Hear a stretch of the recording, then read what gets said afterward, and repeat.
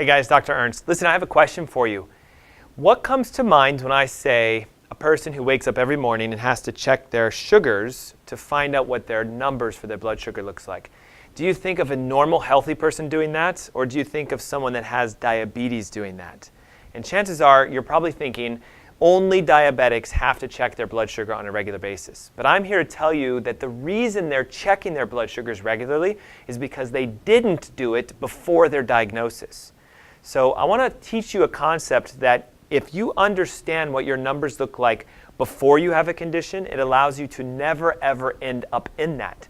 And medicine will tell you as long as your resting, fasting blood sugar is less than 99, you are good to go and you are not a diabetic. But the challenge with that is there's a functional normal. And what I mean by that is your body requires a very tight-knit range of sugar. Too much can be a problem, too little can be a problem. But notice that we have a 10-point difference in what we would allow as normal. So if I wake up in the morning and I see 94, my alarm starts going off going, I'm heading in the wrong direction. So I start acting on it. But the challenge is if I don't test, I would never know because you cannot feel your blood sugars. So I'm going to teach you something that I hope you guys start doing now, no matter if you're a diabetic or not. And actually, more importantly, if you don't have diabetes, you do need to be testing your sugar on a regular basis because I guarantee you if you ask almost any diabetic, hey, at some point, did you not have diabetes? Almost all of them say, yeah, when I was younger, I didn't have it. Now that I'm older, I have it. If they had checked themselves regularly and watched the trend in the rise, maybe they would have acted on it and done something about it first.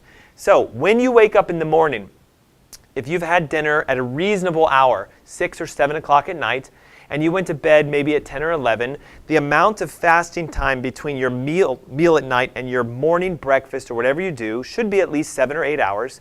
So check yourself in the morning when you wake up and you are hopefully between 65 and 89. If you are, then you're a rock star for your health as far as your sugar controls. Now, if you're above 90, okay, you're between 90 and 99, or you're in this range of 100 to 110, I'd like you to start going, oh my goodness, I need to start paying attention to this, start working on my diet, start bringing my sugar content down so that you can get back into this range. If you're waking up in the morning though and you're over 120, you want to start thinking like, gosh, I might have diabetes. Now, the true way to define diabetes is based on something called your A1C.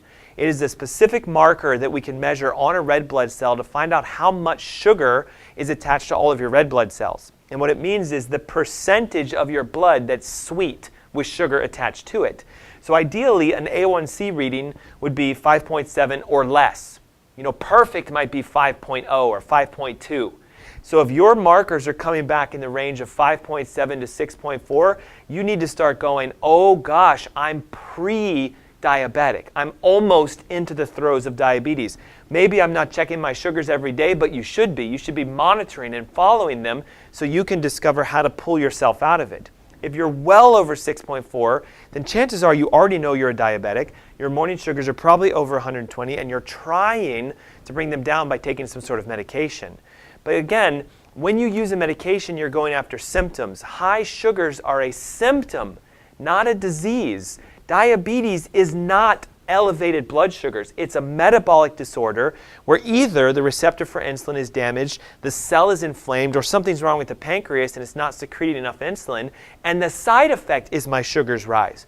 So if I take a drug to bring my sugar down, it does nothing for the cause.